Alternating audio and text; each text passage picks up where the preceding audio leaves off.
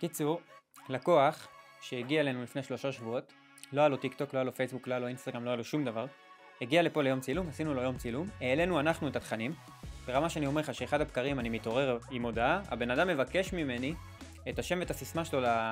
לטיק טוק. עכשיו הוא מבקש ממני את השם ואת הסיסמה כדי לענות לאנשים שמגיבים לו. סרטון אחד עם 33,000 צפיות, סרטון אחר עם 22,000 צפיות, סרטונים שעלו בשישי ובמוצ"ש, התפוצצו, דיברתי איתו יום ראשון, הבן אדם לא יודע שיש לו רשתות חברתיות, מה זה הוא לא יודע? אנחנו מתפעלים לו אותם, לא אכפת לו, הוא לא יודע את השם ואת הסיסמה שלו, הוא הגיע לפה בלי כלום, ועדיין יש בעלי עסקים שמחפשים ומוצאים לעצמם תירוצים,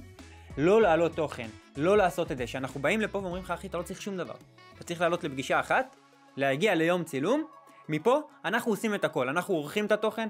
אנחנו מצלמים אותו מן הסתם, אנחנו מעלים אותו לרשתות החברתיות, אנחנו כותבים את הקופי, אנחנו מעלים אותו לכל הרשתות החברתיות, מה שהיה לוקח לך שעה לעשות בסרטון, אנחנו עושים בשבילך. כל מקום שאתה רוצה להיות בו, אנחנו נשים אותך שם, כמובן לפני זה עושים אסטרטגיה מסודרת, שתבין, אבל עדיין יש בעלי עסקים שיבואו ויגידו לא, זה הרבה עבודה, יש הרבה עבודה, אתה בא ליום צילום, והלכת, וכל הדבר הזה קרה, בלי לשים לב, בן אדם עם 30,000 צפיות, הוא לא מבין מה זה בכלל.